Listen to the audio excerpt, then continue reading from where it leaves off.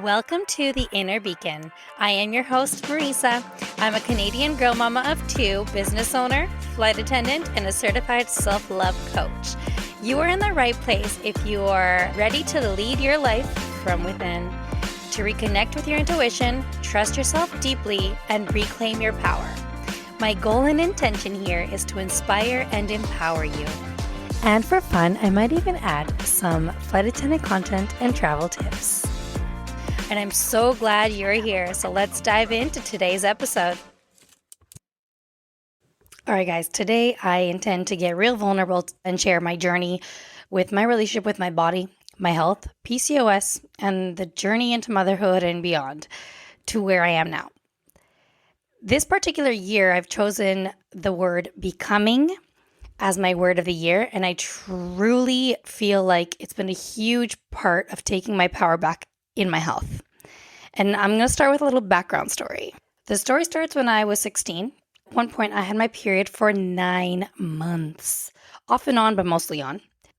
It got to a point where I had lost so much blood that they were saying I had become anemic. So then the doctor practically forced birth control on me at the time, and I was told I had PCOS. And how the doctor explained this to me was that it meant that I had lazy ovaries. And in order to balance what was going on, I'd have to take birth control to control my cycles. And that one day when I wanted to conceive a baby, that it might be hard, so I may need to get off the birth control and try some other ways and get help, basically, to conceive. And obviously at 16, you're not thinking about having kids at that time, but it is something that I wanted. So that did kind of hurt my heart to hear. And he also mentioned that it was a diagnosis that was more common at the ages of like 20, 30, not at the age of 16, which at the time obviously did not comfort me one bit. So at this point, I'm like, oh, gee, thanks, doc. I felt like poop and lost because I didn't understand what any of that meant. Just felt like my body was working against me. I, like a lot of teenagers at the time, tried several forms of birth control throughout my high school and early 20s and absolutely hated the effects of it. Did it, quote unquote, control my periods? I guess. But were the side effects of that worth it to me? Nope. I struggled with this and the idea of how you can tell me I'll have a hard time one day conceiving, yet you are telling me that I need to take a preventative for years until then? That made absolutely no sense to me. The more I learned about what PCOS meant, the more I learned that not only is it so different from for every woman who has it, but there's also a lack of education or information or awareness about it, especially back in the early millenniums when I had found out at 16. Not as much now. And I guess I should tell you now what is PCOS. For those who may not know, it stands for polycystic ovarian syndrome. It's a common hormonal condition.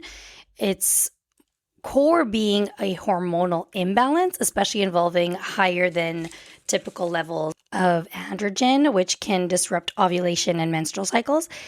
Because ovulation becomes irregular or sometimes doesn't happen at all, the ovaries may develop small fluid-filled follicles that contain immature eggs. That's what they will show up on the ultrasounds as like extra cysts around that area. Anyways, PCOS can show up in many different ways: irregular periods, excess hair growth, weight fluctuations, or fertility challenges. It affects each person differently. Now, the doctor wasn't wrong in saying that it could be difficult one day to conceive and that I may need help, but putting that as a fear so early on wasn't cool, especially since it's not that it is impossible. What makes it harder is just not knowing ever when you are ovulating, when your cycle is all over the place. But if you are having a cycle, that means you have eggs and indeed can get pregnant. It just may be challenging not knowing or being able to predict how your cycle is because it's so irregular. Even though the name focuses on the ovaries, though, PCOS is actually a whole body metabolic and hormonal condition, and early understandings was much more limited back then when I was diagnosed. Today, thankfully, there is more research and awareness and support on the subject, which is amazing. My struggles with quick weight fluctuations and either the absence of periods months on end with no period or too many days on it, as I spoke about before, were super real and super frustrating.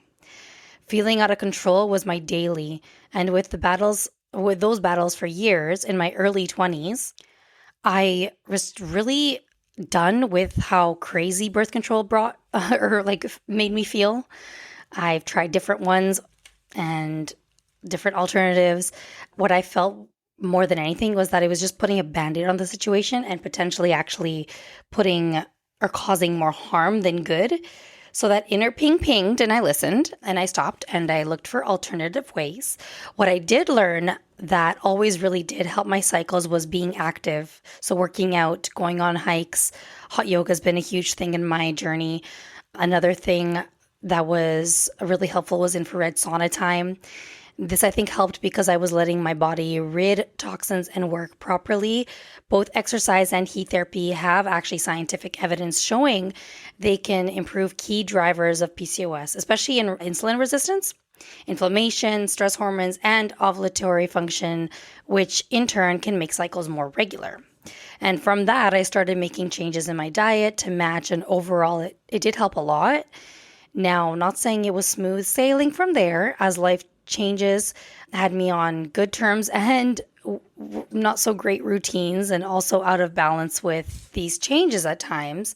The struggles were always up and down as per, life. There were times I was doing really well and other times where I needed to kick my own butt. But about all that, stress doesn't always help either. And like I always say, healing and our life path isn't linear. There isn't ever a straight path. Routine can be hard to manage with shifts, work, and time zone changes, as well as poor sleep. And I ain't perfect. Never will I claim to be, but sharing the real and raw in hopes that it helps someone else here in these kind of struggles is why I'm deciding to be vulnerable today and sharing this. Know that it's normal. Hormones can affect us in so many ways, emotionally and physically. My self-love relationship with my body has come a long way. Since then, over 2 decades later, I am happy to say my body has done so much for me. And I was indeed able to have not only 1, but 2 beautiful babies naturally without intervention, which is amazing. And I truly feel for the many women who struggle to conceive nowadays and almost wonder if it's because we were all being practically forced on birth control for any and every inconvenience from such a young age. I swear, they used to just give it to you for acne. It was like the default solution to more than just preventing pregnancy, but painful cramps. Here's a prescription for birth control. Heavy bleed? Oh no. How dare your body do its natural course along with teen hormones? Here's some birth control. Instead of looking at the root cause. The pill was treated like a universal fix, and I won't be surprised if it's still in this case. One of the biggest game changers for me, though, and I think 2 things that may have also helped me potentially get pregnant with my first, was at that time, I had started taking inositol, especially myo-inositol or a myo-inositol and D-chiro blend. Is one of the most researched supplements for PCOS. It isn't a hormone, it's a nutrient-involved insulin signal supplement. Since PCOS is deeply tied to insulin resistance, the supplement helps the body respond to insulin more effectively. When insulin levels come down, testosterone also comes down, and therefore ovulation becomes more predictable. The second thing that I was doing to go in a more natural approach to help with having a more regular period or cycle was acupuncture. Acupuncture has been used for reproductive health actually for thousands of years. It can affect the whole hormonal system and help calm the nervous system, as well as improve blood flow to the ovaries, therefore supporting more ovulation. And I truly, truly believe this is why when I started the acupuncture at that time and was taking that, I think that's why I ended falling pregnant. But anyways, looking back when I was simply focused on just natural ways to regulate, I didn't realize how powerful the combination was. Together, they helped, I guess, create the magic of my first pregnancy. I was in literal shock when we found out that we were pregnant. I felt all the emotions, happiness, but also disbelief was a big one. And then if the pregnancy hormones isn't enough on top of all the hormonal imbalances that I had been battling for so many years, as I've shared in previous episodes, I also had postpartum depression and really high new mom anxieties in a pandemic. I had my baby in January 2020. And then about, I think it was 9 months or so postpartum, just when I thought I finally found my rhythm again, plot twist, thrown by another curveball when I felt like I had finally reconnected with myself. Yay is me, another hormonal issue. Another layer of navigate as a new mom was hypothyroidism. After my daughter was born, I expected my body to feel different, but I didn't expect a new diagnosis. I had already spent years navigating PCOS, learning my body, and suddenly a new chapter I didn't ask for. So now I was learning to support my thyroid, understanding my energy, and rebuilding trust with my body all over again. Then, nearly 3 years later, we had a pleasant surprise when we found out we were pregnant with baby number 2.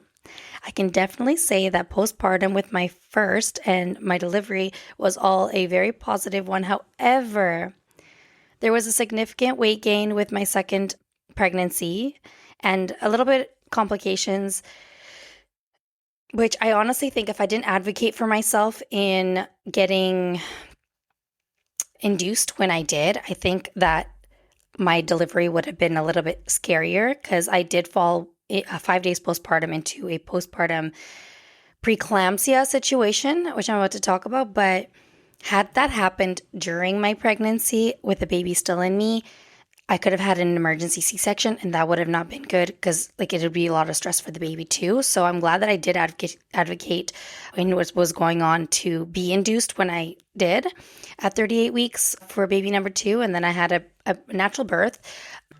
However, yes, I did have a really scary 5 days postpartum. I ended up in the hospital. I was just having this throbbing pain in my head that no matter Tylenol, anything that I took was not going away. And it was like literally throbbing, like I can't explain it. I just knew something was not okay. And I told my husband, I woke him up and I'm like, I think I need to go to the hospital. I got to the hospital and the doctor, or like the nurses and stuff, were checking me, and they asked me, is your heart normally really slow? I'm like, not that I know of. So they took me in right away. They had all these wires on me. And basically they said that what I had was postpartum preeclampsia. And it's not very rare. And had I not gone in when I did, I could have had a heart attack or a seizure. And that was a big, like, holy crap, guys. I was scared. It was, yeah. My blood pressure was wee high. I had to stay there for 24 hours and they had me on IV. And yeah, for a couple months too after that, I had to take blood pressure meds until it was like regulated. And I honestly think that it could have been a lot worse had I not been taking Happy Juice, Amari's supplements. I think that really did help me with my postpartum journey the second time around because I didn't fall into depression. It was different. It was a very different, yes, I had this scary thing happen to me, but it was different. However, I was at my heaviest I'd ever been. For months and over a year, I did different diets. I spoke to dietitians. I tried different things. Working out didn't work. I was told I wasn't eating enough. And then I needed to add more protein in my diet. And all of that was just working backwards. The scale wasn't moving. If anything, it was either moving forward or just continuously back and forth in the same kind of zone. And it got to a point where with PCOS, it's very common for women to fall into diabetes too, which runs in my family. And with the scare that I had, and at this point, the doctor was ready to give me Ozempic. And it's expensive, guys, but it's also again, a band-aid to the situation at hand.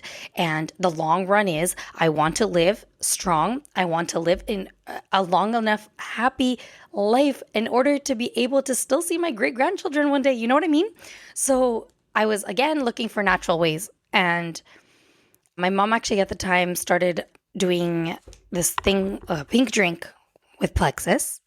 So I started taking that first. That is really good for gut health and had a lot of examples and people stories were about blood pressure and the bloat. I was having a lot of bloat ever since that last pregnancy. Is like a lot of extra, I don't know, my face was rounder. I was just having like this, my hands, you guys, were to the point where I was considering getting my wedding ring and band resized because it felt too tight. And I can now tell you that what I've been doing and how I am now, my ring feels loose again. And it's like I feel like a completely different person. So I want to say that I had been doing my pink drink for about a month. And then I decided to do Plexus's 3-day reset, which was really cool. I've done other 3-day resets with other brands and things, but what I liked about this one is I didn't have to think about a meal plan or anything because everything came in the kit. It's mostly liquids, but you're still getting all the proper like fibers and things that you need. So I didn't feel hungry. And I honestly think that first of all, I have pictures to prove that there was a significant change, but more than that, I stopped craving sweets and things. Like the next day, I remember having an Oreo and not caring for it. And that's a big deal, you guys. I love Oreos, always have, but I just didn't care for it. I'm kidding you not. Like in my teens and all my 20s, whatever, I could sit there and have a whole thing of Oreos. I do love food. But yeah, my relationship with food has been another story altogether. But I feel like I finally come to a good place in that with all that. And that 3-day reset just happened to be perfectly aligned with how I had this set up. So I had found an acupuncture place on an ad or something on Instagram and I made my appointment and I happened to I kept on reschedule that appointment and then the final one where that actually ended up happening turned out to be literally the day after the 3-day reset, which was perfect. And this guy, this acupuncturist, he not only he touched a bunch of points on my hands and right away he's like, you have a fatty liver, you have this going on, I can definitely help you. And I left that appointment feeling hope again. And I've done so what I've been doing is he put me on a carnivore diet. I'm taking some Chinese herbs. I'm still doing my pink drink and my Plexus stuff. He allowed me to keep on doing that because it's working for me. But I have been doing this since January. It's now endish of March when I'm recording this. And I have lost, as of today, 18 pounds in total, putting me at almost the weight I was before baby number 2. I'm feeling less bloated. I'm feeling lighter, more energy, and feeling so, so proud of myself. On a spiritual and physical level, I truly do feel like I'm embodying the word of becoming the best version of me. And I can say that with honesty. It feels so nice to feel more like me postpartum in my becoming an embodiment journey. Taking care of my body became an act of coming home to myself, but also a form of taking my power back in another way. You don't have to do everything at once. You just have to start choosing yourself in small ways and advocate for yourself. This year isn't about weight loss, but about the real and raw truth and examples of how life challenges us, but how you can show up for yourself. If you can relate to my story here on your own journey right now, I see you, and it is possible for you too. 2026 has been a turning point, to say the least. Deciding to take my health into my own hands, committing to that change from a place of love, from the reset to consistency, nutrition shifts, slowing down and listening, discipline from love and not punishment. I think my story is a perfect example that learning never ends. And I hope that in sharing it, if you're somebody who's struggled with hormonal imbalances, PCOS, thyroid, whatever that looks like for you, Hashimoto's, I know that there's a lot of things out there, and it can be really hard to be feeling frustrated and stuck, but just take it one step at a time, one day at a time, and just keep listening to your intuition, advocate for yourself, educate yourself, and look, because there are options out there, natural options. And I think it's really important to really understand what's going on with our bodies. And yeah, love and light, you guys. This has been a very vulnerable episode, but thanks for coming along for the ride. Thank you for spending this time with me here on the Inner Beacon. If you're not already following me, you can find me on Instagram at iammarisa.xo. And if this episode resonates, spread the love like you would Nutella by sharing this podcast and tagging me so that I can personally thank you. And if you are feeling extra loving, leaving a review helps light up another beautiful soul and supports the growth of this space. I am so glad you're here. I'll meet you on the next episode.